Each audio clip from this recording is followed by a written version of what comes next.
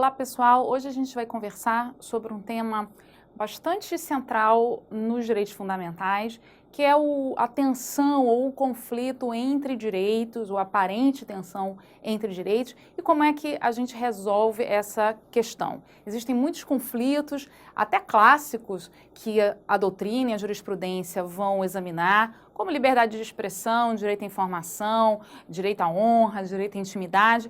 Hoje eu quero conversar com vocês sobre um desses conflitos que a jurisprudência aqui e ali vai examinar e que a doutrina tem discutido bastante, que é o debate em torno do direito à vida e o direito à vida física, biológica e à liberdade religiosa e, sob um certo sentido, o direito à vida existencial, que envolve, sobretudo, pessoas que são fiéis de uma religião chamada Testemunhas de Jeová. Qual é a discussão que se coloca aqui com bastante frequência? De acordo com a crença dos Testemunhas de Jeová, é vedada a transfusão de sangue. Enfim, existem razões de fundamento religioso que esse grupo entende que a transfusão de sangue causa, enfim, efeitos eternos deletérios e, portanto, eles têm como parte do conjunto de crença deles não autorizar a transfusão de sangue.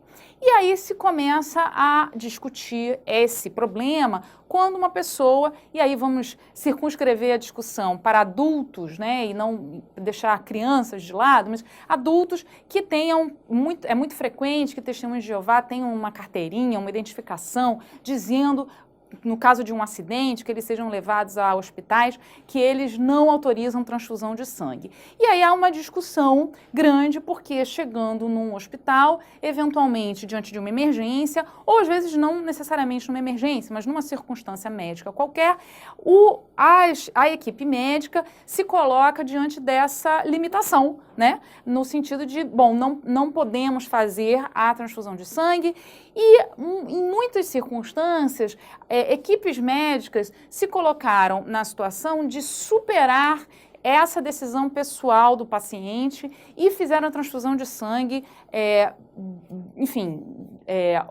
de qualquer jeito, independente da autorização do paciente, e depois, eventualmente, isso foi judicializado. Seja o Testemunhas de Jeová que tiveram a transfusão questionando essa decisão da equipe médica, seja às vezes preventivamente quando é possível, às vezes a equipe médica, o hospital, ingressando em juízo para que o juiz autorize a transfusão de sangue, de modo a evitar eventual responsabilização futura dos médicos ou das pessoas que estejam envolvidas nesse procedimento médico. Então, a questão aqui, quer dizer, por que o médico se considera, ou enfim, a equipe médica se considera numa posição de impor essa transfusão de sangue? Porque imaginam, né, esse grupo imagina que o direito à vida, a manutenção da vida, à saúde, seria um direito, digamos assim, absoluto, superior aos demais. Ao passo que os Testemunhas de Jeová vão dizer, olha, quem é você para dizer o que é importante para mim?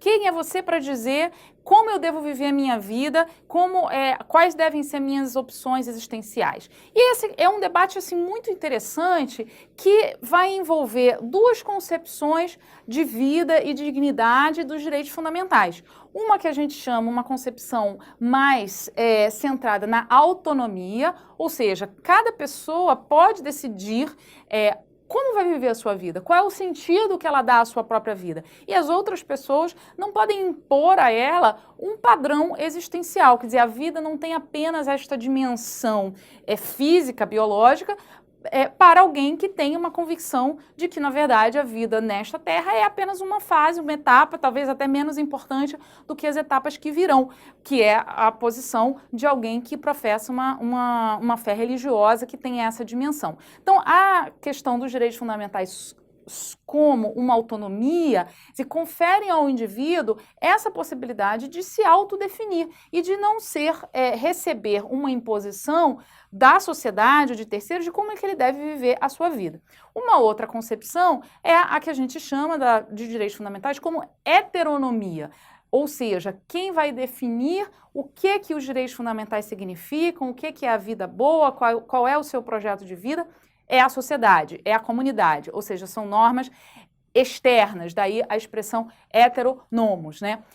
Qual é a conclusão que a gente tem? Quer dizer, do ponto de vista da Constituição de 1988, a opção da Constituição e da maior parte das constituições e, enfim, dos tratados internacionais de direitos humanos é no sentido dos direitos fundamentais como autonomia, sobretudo considerando que um dos direitos fundamentais consagrado não só pela Constituição, mas do ponto de vista internacional, é a liberdade religiosa. E, eventualmente, a liberdade religiosa vai ter repercussões sobre as suas escolhas existenciais, que podem dizer respeito até à sua própria vida. Quer dizer, na história de muitas religiões, o fenômeno do martírio é bastante frequente, de modo que a pessoa abre mão da sua vida ou se deixa, eventualmente, matar por uma convicção religiosa. E até convicções filosóficas, isso também acontece.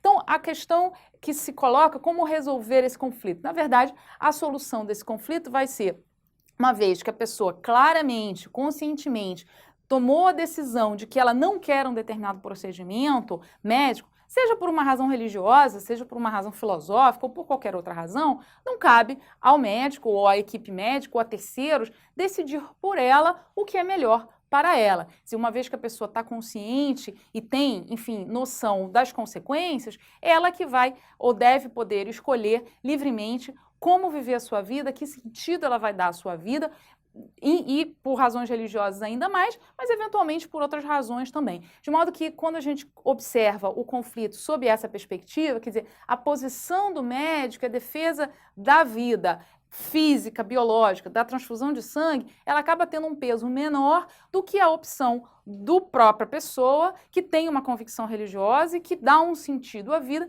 talvez diferente de outras pessoas. Espero que tenha sido útil, a gente fica por aqui, até a próxima.